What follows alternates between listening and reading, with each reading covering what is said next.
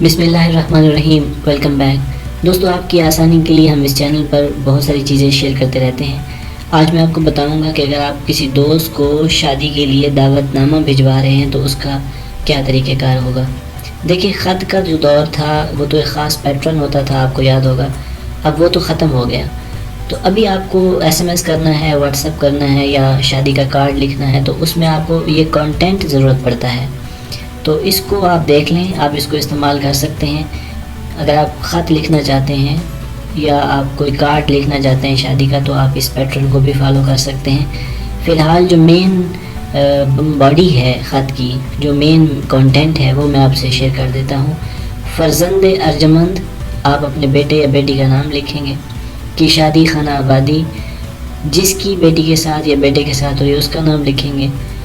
उसके बाद अगर बेटी या बेटा है उसका नाम लिखेंगे कि साहबजादी, मिसाल के तौर पर फ़र्ज़ंद अर्जमंद अली की शादी खाना आबादी, ठीक है ना। यहाँ पर बच्ची का, जिस बच्ची के साथ शादी हो रही है उसके वालिद का नाम लिखेंगे कि असगर साहब की बेटी, उसका नाम, बेटी का नाम अगर आप लिखना चाहें, से होनी करार पाई है।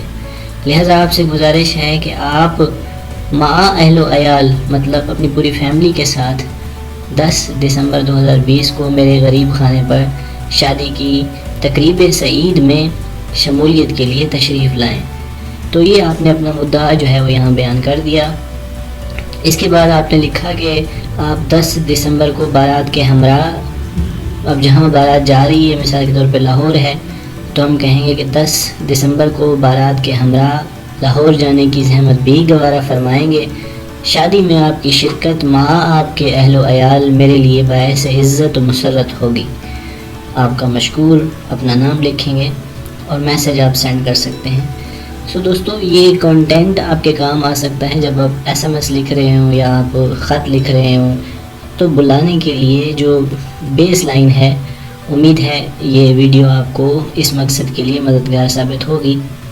अच्छी लगे तो लाइक करें, अपनी राय हमें कमेंट्स में दें। Thanks for watching, stay tuned. If you like this video, then give this video a thumbs up.